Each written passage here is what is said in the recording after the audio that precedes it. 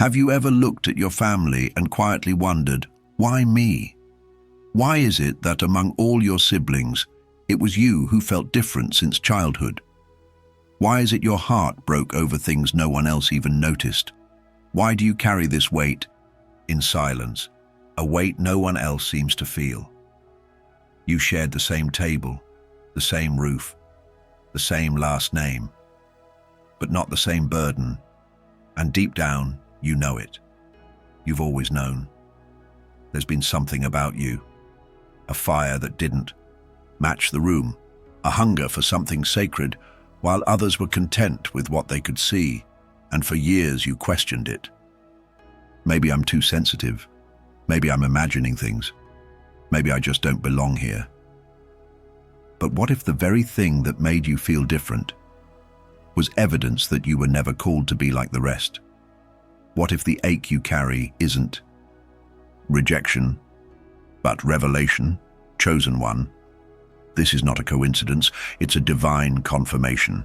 Because when God searches a bloodline for someone to carry his mantle, he doesn't choose based on talent, title, or age. He chooses by assignment. And when he looked across your family, he saw you, not the loudest, not the most praised, but the one with a spirit soft enough to listen, strong enough to carry, and surrendered enough to obey. You weren't overlooked. You were marked, and yes, it hurts. It hurts to carry weight no one sees. It hurts to be the one who discerns storms before they come. It hurts when your convictions isolate you from the ones you love most. But that pain is not punishment. It's the proof of your preparation, because God does not place heavy mantles on weak shoulders. He places them on the ones he knows will say yes, even if their voice shakes. You said yes, not out loud perhaps, but in your posture, in your resilience, in the way you stayed standing when you had every reason to fall. So if your spirit is whispering, "This is for me," it is. And I want you to do something simple, but powerful. If you feel this truth stirring in your chest, type "I feel it" in the comments.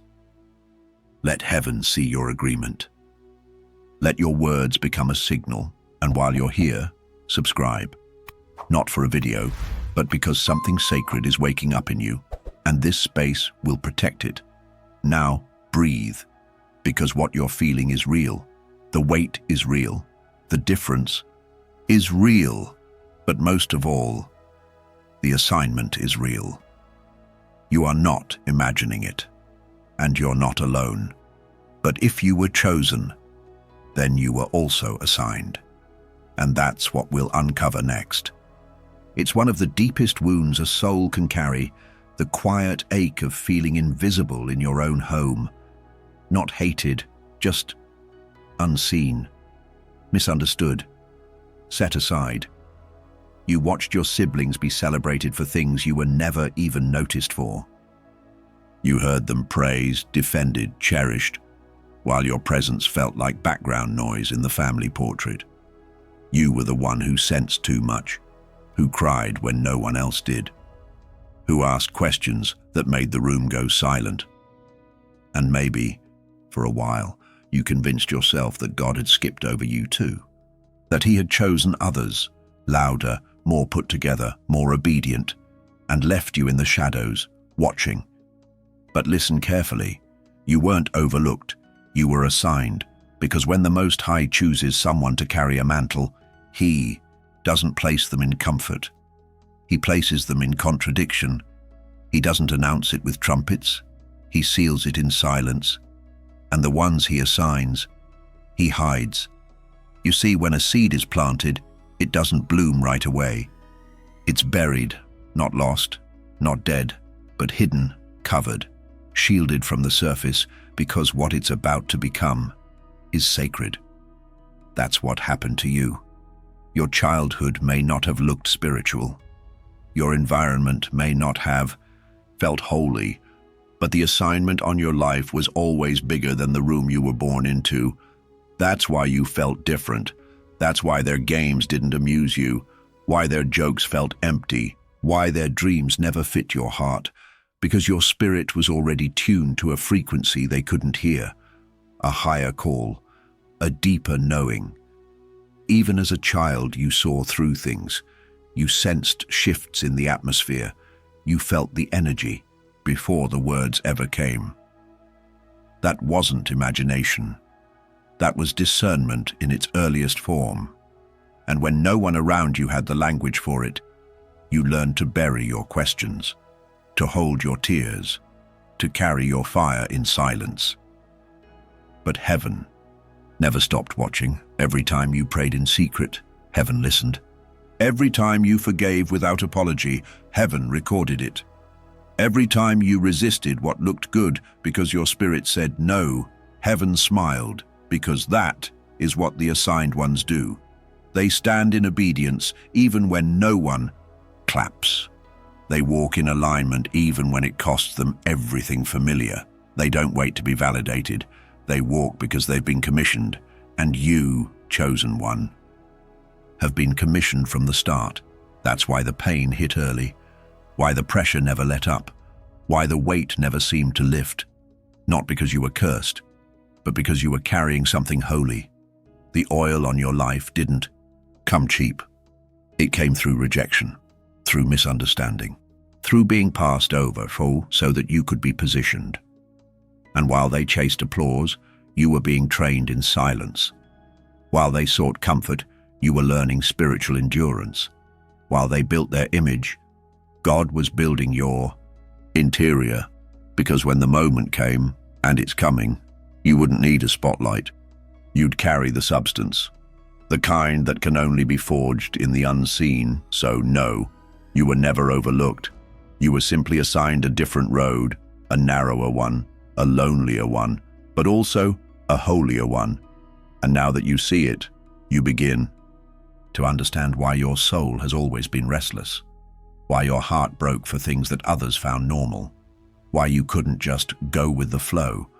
It was never your flow to follow. You were never made to fit their mold. You were made to carry what they could not. And that assignment isn't pride. It's obedience, it's burden, it's sacrifice, but it's also legacy. Because through you, what was broken begins to mend. What was ignored becomes seen. What was passed down stops here. But for that to happen, you need to understand something even deeper. God doesn't assign without preparing, and sometimes that preparation looks like being born out of order. And that's what we'll uncover next. One of the hardest things to accept when you're called is that God's way of choosing often offends human logic. The world looks at birth, order, appearance, strength, charisma. Heaven looks at the heart. The world asks, who's oldest? Who's most successful? Who's earned the right? But God, He asks something different. Who will say yes, even if it costs them everything? And when He looked into your family, He didn't follow tradition. He followed truth. That's why, even if you were the youngest, even if you were the quiet one, the emotional one, the one who didn't speak much, God still placed the weight of responsibility on your shoulders. Because spiritual leadership isn't about age. It's about availability, and you were available, even in your silence, even when no one saw, even when you didn't feel ready, you were willing. That's all He needed. Think of David, the last son in Jesse's house, ignored, left in the field. No one even thought to bring him in when the prophet came. But God said, "The Lord does not look at the things people look at. Man looks at the outward appearance, but the Lord looks at the heart." 1 Samuel 16:7. And that same gaze that chose David chose you, not because you were loud, but because your heart leaned in when others turned away, not because you were better, but because you were soft enough to listen. In every generation, God searches for one who will stand in the gap, one who will see beyond the surface, one who will feel what others ignore, one who will carry the burden no one asked to carry, and still not let it go. And when He searched your family line, He didn't stop at the most obvious candidate. He went straight to the one who was watching. When no one else cared, he went to you, because heaven's government isn't built like man's. It doesn't follow the ladder of the natural. It follows the alignment of the soul. You were aligned, even before you understood what it meant. Even as a child, you felt the pull, the need to pray, the desire for peace, the ache when things were off. While others laughed, you discerned. While they chased what shined, you longed for what was real. You didn't always have the language, but your heart knew how to kneel, and that's why the oil found you.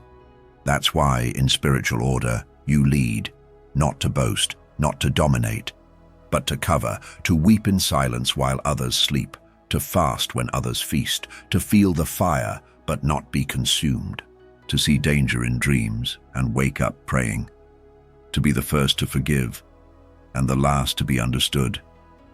You didn't ask for it, but heaven entrusted it, and with that trust came weight, the invisible kind, the kind that doesn't show up in photos or family gatherings, but sits in your spirit every time you feel things shift. It's the kind of weight that no one thanks you for, that no one sees until it breaks. But God sees. He knows what you carry. He placed it there, not to crush you, but to position you. You are not just part of the family. You are part of God's repair plan within it. You are not a spectator. You are the watchman. You are not inferior because of your position in the natural. You are elevated in the spiritual because you said yes. But with every yes comes a cost. And now it's time to speak honestly about the price of the mantle you carry. That's what we'll explore next. Let's be honest. This calling costs, not in theory, not in some distant symbolic way, but in your actual life, in your relationships, in your body, in your heart. You've paid for this mantle, in tears, in sleepless nights, in prayers. No one knew you were praying. And while others lived freely, you felt bound by something sacred. There were moments you wanted to let go, to be normal, to silence the conviction, to pretend you didn't feel everything so deeply, but something inside you wouldn't let you. Because your spirit knew this weight wasn't punishment. It was proof of your assignment. You were the one who woke up at 3 a.m., not from noise, but from burden, from visions you didn't ask for, from heaviness you couldn't name, from a sense that someone needed covering, and somehow it had to come through you. You weren't just feeling things. You were standing in the gap, and that gap is sacred ground. But standing there comes at a price no one explains. You learn to weep in private, to celebrate others while hiding your own exhaustion, to be strong for everyone, and collapse only when no one's watching.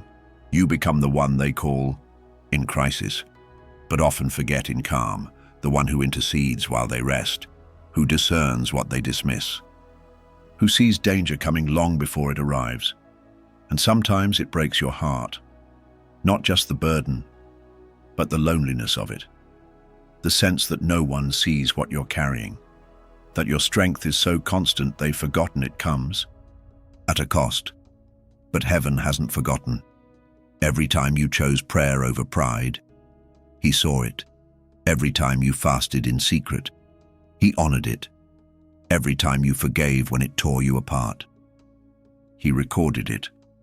Because this is what it means to be an intercessor, to bleed for what others ignore, to carry what no one thanks you for, to walk with oil, even when the jar feels empty. Chosen one, if these words are pressing something inside, if you know this pain not in your head but in your bones, comment, "I carry it." Let heaven hear your agreement. Let your soul acknowledge the weight you've been holding. Let this be the moment you stop calling it weakness and start recognizing it as worship, because the cost is real, but so is the glory. And what others see as your silence, heaven sees as intercession. You weren't called to be loud. You were called to be effective, And effectiveness in the spirit isn't always visible. It's felt. Your prayers shift things. Your presence covers rooms. Your obedience reroutes bloodlines. This is why the battles came early, why the attacks were unprovoked, why the pressure never let up. Because the enemy saw the mantle before you even understood what you were carrying. But God used every scar to teach you how to war, every wound to deepen your compassion, every rejection to cleanse your pride, every silence to train your hearing, and now you carry a voice that hell recognizes, a presence that darkness avoids, a sensitivity that heaven can trust. But to truly walk in this authority, you must understand the next layer of your calling. You weren't just chosen to carry the weight. You were chosen to break the pattern. It didn't start with you, but it's ending with you. The wounds you carry, they didn't originate in your lifetime, but they were assigned to be healed in your hands. The silence, the tension, the patterns in your family, you didn't cause them, but you were born to confront them. This is the mystery of being chosen. You inherit pain that isn't yours, because your spirit is strong enough to transform it. You were born to interrupt what others survived, to call out what others kept hidden, to speak what others swallowed, to weep what others numbed, to forgive what others passed down like inheritance. This is no small assignment, because interrupting a cycle requires more than insight. It requires courage to stand against what's familiar, to question what's normal, to choose healing over hiding, again and again. You are not just a new generation. You are a new pattern. That's why your soul always felt out of place. Why you never quite fit into the narratives around you. Why their trauma felt foreign, and yet somehow it burdened you. Because deep down your spirit knew, this ends with me. And make no mistake, the cycle ends painfully. It doesn't bow out politely. It fights, it manipulates, it screams to stay alive, but so do you. Because heaven didn't send you to conform. It sent you to confront dysfunction with discernment, to confront trauma with truth, to confront generational habits with holy rebellion. This isn't rebellion for the sake of ego. This is obedience in the face of legacy. You didn't come to mock your lineage. You came to redeem it. That's why you love deeper, why you cry more easily, why your convictions cut sharper, why peace is non-negotiable for you. You weren't raised to blend in. You were raised in the fire so you could carry flame. Others may never understand it. They might accuse you of dishonor, of being dramatic, self-righteous, or distant. But heaven knows the truth. You honor your family by becoming the healing they never knew how to ask for. By doing what no one else could. By loving anyway. You didn't choose this role. It chose you, and when the Most High was looking through your bloodline, he saw the patterns, the pain, the prayers, and said, this one, this soul, this heart will say yes. So you were born, not just into a family, but into a calling. And now you're beginning to feel the tension, that sacred discomfort of standing between two worlds, the one you came from and the one you were sent to create. This is the space of the chosen, the in-between, not quite understood by the old, not yet embraced by the new, but essential to the bridge between them, because you are not here just to live differently. You are here to lead differently, and that requires what we're about to unlock. A deeper awareness of the spiritual technology hidden inside you, a code older than your name, older than your body, older than your story, a divine imprint that connects you to a wisdom far beyond your years. There's something you've carried since before you were born, not a gift you earned, not a lesson you learned, but a code, a divine sequence written into the soul of the chosen. Before your name was spoken, before your body was formed, before Your first cry echoed into this world. Heaven whispered over you, this one carries the code. It's why you feel things others miss, why you sense what others deny, why even your silence stirs the atmosphere, because it's not about what you do. It's about what you carry, and what you carry, the divine code, is a spiritual architecture. An invisible pattern that responds to heaven's voice. It's why some environments exhaust you, why certain conversations leave you aching, why mediocrity never satisfied you. It's not ego, it's resonance. Your spirit can no longer tolerate frequencies that don't match your divine assignment, because you weren't sent to echo the noise. You were sent to amplify the signal. That signal is ancient, holy, unbreakable. It speaks in dreams. It moves through discernment. It stirs when injustice rises, and it settles when divine truth is near. You've tried to ignore it, tried to blend in, tried to downplay what you feel, but the code never leaves. It only waits for your obedience. This is why you've outgrown spaces that once felt like home. Why you crave silence, depth, alignment. The divine code cannot thrive in chaos. It grows in consecration. That's why you've been called inward, called higher, called apart, because what's awakening inside of you is not a phase, it's a remembrance. Your soul is remembering who you've always been, not the labels they gave you, not the roles you played to survive, but the one who was chosen, marked, sealed by the Spirit of the Most High. This code makes you more than intuitive. It makes you prophetic. You don't just feel energy. You read it, you translate it, you transform it. That's why people come to you with their pain, why children trust you, why strangers open their hearts in your presence. You didn't learn this. You were born with it, and it's not for applause. It's not for power. It's for purpose, because you are not just here to survive. You are here to carry divine instructions into dark places, to embody sacred truths in a world starving for meaning, to speak when heaven nudges you, to walk away when peace disappears, to heal with words, with silence, with presence, and to remain anchored in God when the storm comes, because you've been coded for the storm.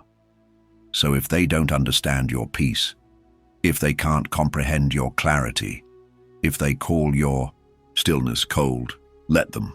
You weren't made to be understood. You were made to be aligned. And when alignment becomes your lifestyle, obedience becomes your instinct, and favor follows like breath. This is not just knowledge, it is activation. Let this be the moment the code inside of you fully awakens. The moment you stop asking for confirmation and start walking in conviction, because now you know, you weren't just chosen, you were encoded, chosen one. If your spirit made it to the end of this message, it's because your soul already knew. You didn't need this video to convince you. You needed it to confirm what heaven has been whispering into your bones for years. You were never lost, only hidden. You were never forgotten, only preserved. Every silence, every scar, every spiritual storm was part of your training. Because those who carry light must first learn to walk in the dark. You weren't called to be the loudest. You were called to be the clearest, not to perform miracles in public, but to embody obedience in private. That is the true weight of the chosen, to carry heaven's frequency even when the world can't hear it. So now the question is no longer, was I chosen? But what will I do now that I know? Because knowing changes everything. It changes how you speak, how you pray, how you walk into a room, how you protect your peace, and how you honor the voice of God above all. You are no longer available for what dims your light. You are no longer shrinking to make others comfortable. You are no longer doubting the sacred weight you carry, because now you remember, and from this place of remembrance, you don't rise with ego. You rise with mercy, with truth, with purpose. You are the answer to prayers prayed long before you were born. You are the one heaven entrusted with the blueprint of breakthrough, and that's not arrogance. That's alignment. So take a breath. Let peace flood your chest. Let clarity sharpen your eyes. Let favor follow every obedient step. The mantle is not coming. It's already upon you. Now walk like it. If this message spoke to your spirit, type, "I was born for this" in the comments. Let it be written, let it be witnessed, and subscribe right now so you don't miss the next revelation. It was made for you, because what comes next will shake your soul. This wasn't the whole message, it was just the door. In the next video, we'll go deeper into the mystery of spiritual sensitivity. You'll understand why you feel everything so deeply, and why Thoth entrusted his knowledge only to those who could survive the silence between worlds. You'll finally see that your sensitivity wasn't a weakness. It was the sign of your power all along. Stay close,